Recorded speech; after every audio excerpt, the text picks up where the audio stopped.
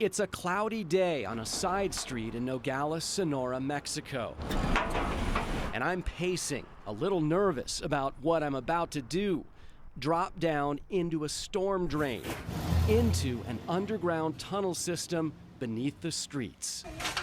3 hours earlier, we're driving south from Phoenix, looking at the sky and the clock. It's supposed to storm tonight, and that has created an opportunity for us to explore something that you've probably only seen on TV: drug tunnels, underground passages that smugglers use to sneak marijuana, cocaine, and heroin under the border into the U.S.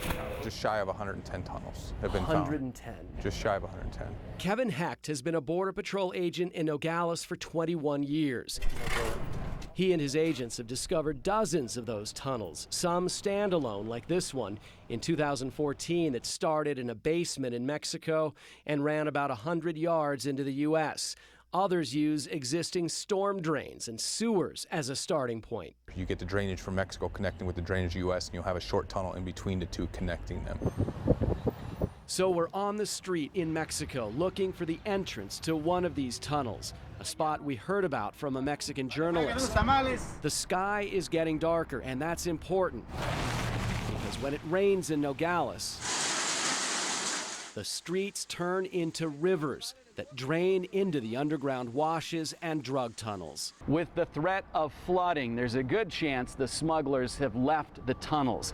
That gives us a very short window to get down there and look around. That brings us back to where we started, dropping into this storm drain on the side of the road. It smells like raw sewage, garbage litters the ground, and tunnels head off in different directions. Let's see how far we can get in here without getting into trouble. The sound of running water tells me I'm going the right way. Light turns to darkness, and the walls turn to rock and mortar. On the ground, debris and flowing water in the distance. This underground river flows south to north from Mexico into the United States. Smugglers use this tunnel to get close to the border, out of sight. Along the way, I see tunnels that head off into the darkness and wide pipes that lead to the surface. I don't see anybody, but we know smugglers have used these passages before and may be using them currently.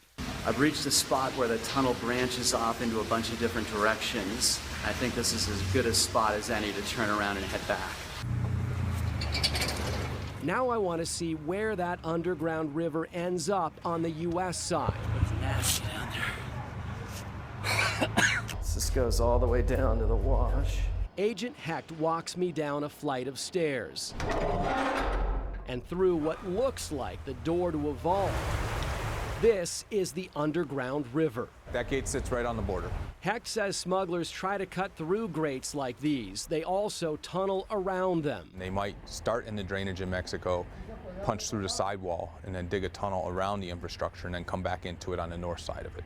It's taken some new technology and a change in tactics on the part of the Border Patrol, but Hecht says they've managed to cut down on the smugglers' ability to use the drains and sewers. It's not like it used to be. It's nowhere near that. So you think the heyday of using the infrastructure that allows drainage beneath the city is past us? I don't know it's past. I think as long as we keep the proactive approach with it, we'll maintain that.